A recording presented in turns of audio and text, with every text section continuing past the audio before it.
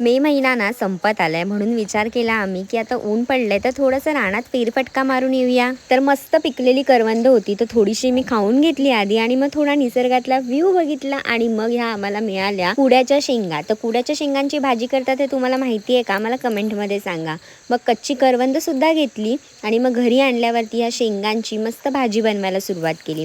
तर ह्या शेंगा अशा एकत्र घेऊन त्याला सुरीने अगदी बारीक बारीक असं चिरून घ्यायचं। त्यानंतर मग गॅस पेटवला, गॅसवरती मी टोप ठेवला, टोपामध्ये पाणी घातलं तांब्यावर आणि त्याच्यामध्ये ह्या चिरलेल्या कुड्याच्या शेंगा घातल्या। तर कुड्याच्या शेंगा उकडतात तोपर्यंत करवंदांची चटणी करून घ्यायचं ठरवलं।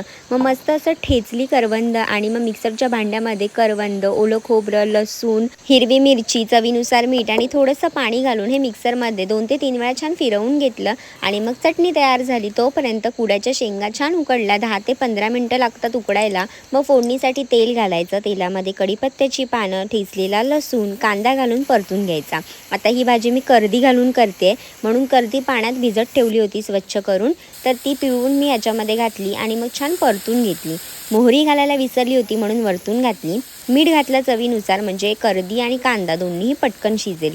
मग लाल तिखट, हळद, गरम मसाला घालून हे सर्व व्यवस्थित मिक्स करून घेतलं आणि मग ह्या कुड्याच्या उकडलेल्या शेंगा ह्यात घालून घेतल्या, मिक्स केल्या। वरतून चिरलेली फ्रेश कोथिंबीर आणि आमच्या परसावात आंबाड्याचं झाड होतं, तर तेव्हा हे आंबाडे काढून सुकवून ठेवले होते ते ह्यात घातले आणि पाणी घातलं, म्हणजे पाण्यामध्ये काय होईल, सर्व मस्त उकळलं जाईल आणि छान फ्लेवर येईल भाजीला।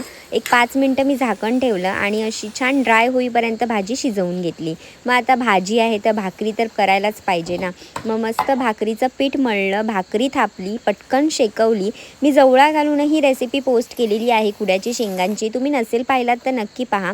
माझी भाकरी मस्त शेकली, मग गरमागरम भाकरीवरती मी कुड्याच्या शेंगांची भाजी, करवंदाची चटणी घालून मस्त ताव मारला। लाल आंबाड्याच्या रिप्लेसमेंटसाठी तुम्ही कोकमा वापरू शकता। मी कुड्याच्या फुलाची ही भाजी केलेली आहे, ती सुद्धा नक्की जाऊन पहा आणि फॉलो फॉर मोर रेसिपीज।